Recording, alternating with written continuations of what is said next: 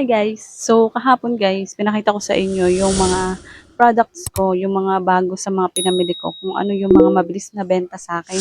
So ngayon naman guys, i-share ko sa inyo yung mga ilan sa mga items kong mga bago sa batch na to na hindi pa napapansin or hindi pa nabentahan kahit isa. Pero yung ilan, nabentahan naman pero sobrang dalang.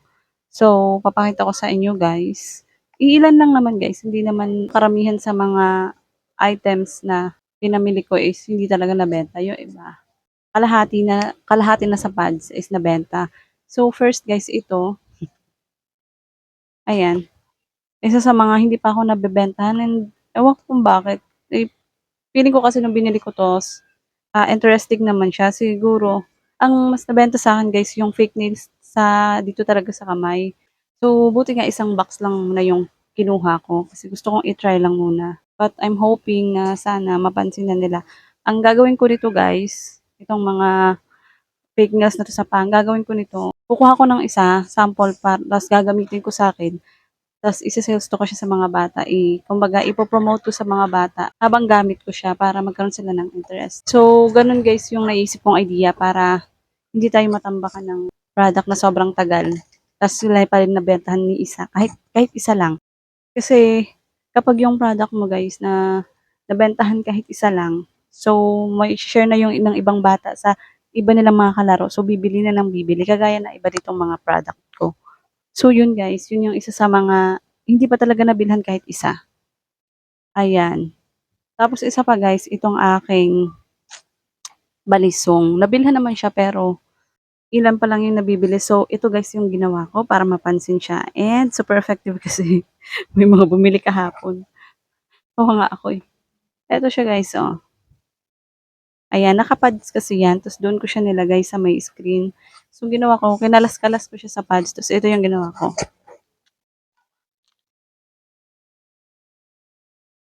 Ayan, mas pansinin siya pag nakaganyan guys. Gumawa akong DIY na itong karton na to. Tapos ayan, dinouble-sided ko siya dyan. So ganyan yung eksena niya dyan. So yun lang yung ginawa ko. And eto guys, akala ko hindi ko rin to mabebenta basta-basta. Inong naubos na yung mga buds na pinakita ko dito guys, yung sabi ko hindi ko in-expect na mabibili, naubos na niya talaga kahapon. So ito nang pinalit ko din. Ayan, may bumili isang bata, dalawa, and then nakalat na sa ibang mga kalaro nila. Tapos ayun, nagsibilihan na din. So ayan, nabawasan na, marami na nabawas. Ganun pala yung technique. So dapat may mabilhan. Kaya dapat ma-display talaga siya ng maganda para mas napapansin guys ng mga bata. Mas malaki yung chance na mabibili nila yung product. And ano pa ba yung meron pa ako dito hindi nabenta. Yung sticky toy ko guys, dati malakas naman 'to, ewan ko ngayon hindi na siya masyadong pansinin. Eto, oh, nakaganyan na siya, oh. Ayan, tinoto ko nga siya diyan, para makita. Ayan siya, oh. Ayan. Pero feeling ko there's something wrong. Ayan, sa pagdi-display ko. Ganyan siya guys, oh. Kunin natin ha. Ayan. So, ang nakikita lang guys is yung centipede. Yung ibang figure, hindi.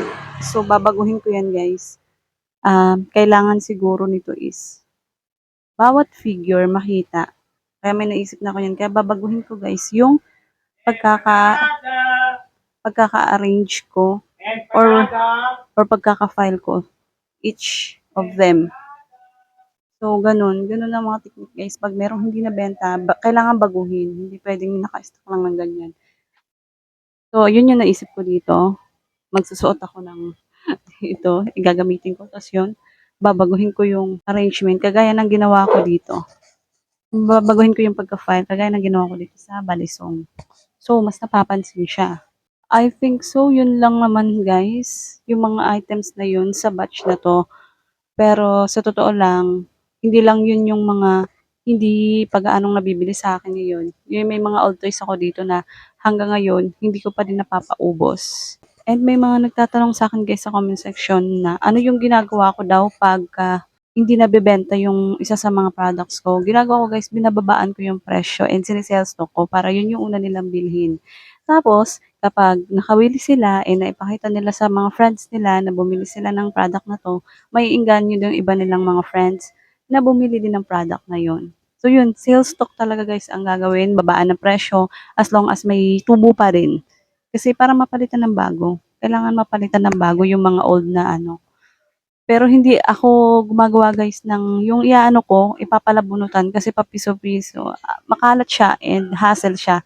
Lalo na pagka may ginagawa ako, nagluluto ako, tapos pabalik-balik yung mga bata pa piso-piso. Kasi may nag-suggest na nun eh, sa akin na gano'n ang gawin ko. Ipapalabunutan ko pero it's not a good idea for me ha.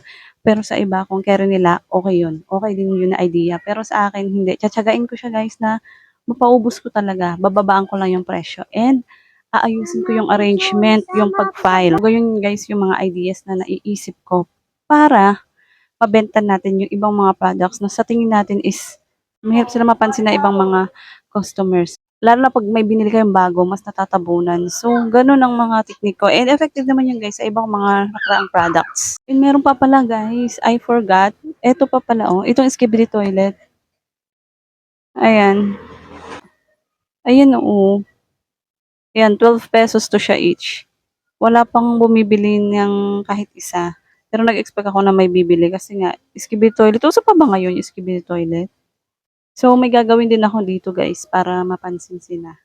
Ayan. Hindi puwedeng kapag gano'n yung pagka-file mo tapos hindi siya napansin, hahayaan niyo lang. Hindi, kailangan may baguhin tayo, ire-rearrange natin or gagawan natin ng konting gimmick para mabenta siya. So yun, hinihingal ako. Ang init. So ayun guys, yun lang naman yung mga ideas na gusto kong i-share sa inyo para in case meron din nakaka-experience kayo ng gano'n sa mga paninda niyo. So, try lang natin baka maging effective.